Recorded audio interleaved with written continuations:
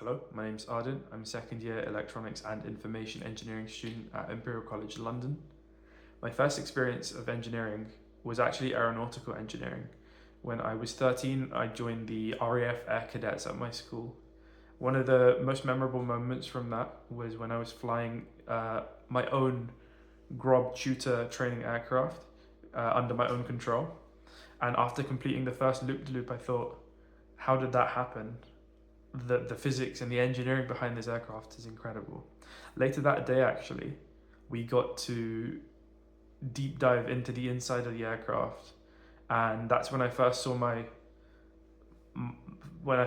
the electronics inside. I was just dumbfounded. I thought that was one of the coolest looking pieces of the aircraft that I'd seen. And around the same time, I'd just come back from a trip to India, and having also seen the level of traffic and the impact of the congestion on the air quality there, both the motivation from that and the inspiration from the plane got me to complete my first electronics project, which was making a kind of a rudimentary traffic camera using an ESP32 to monitor the local traffic in my area.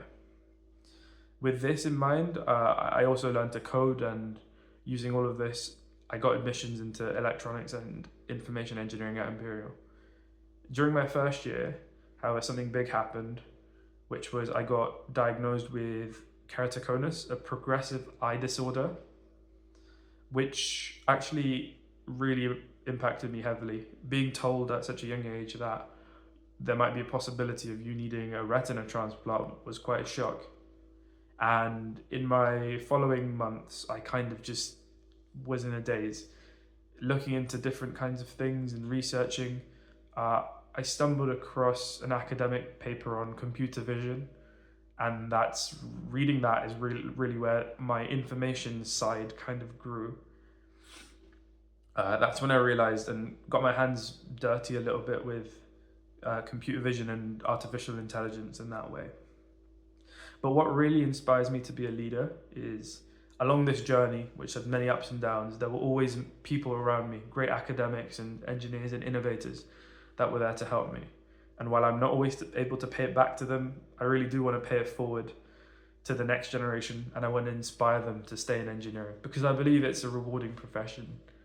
Not only because every day or almost every week there's something new coming out, and there's always change, which keeps the work both fresh and exciting. And I think I want to be part of that. And in the future, I want to be at the forefront of that. This scholarship is actually really important to me, because I think at the moment I'm in a phase where I want to do something really important and life-changing, but to do that I need to know what I'm doing first. I need to be able to use the tools well, and the only way I can do that is if I learn to use them well. So I'm in a phase of real deep learning at the moment, and I think a mentor would be a perfect resource for me to use to continue that journey.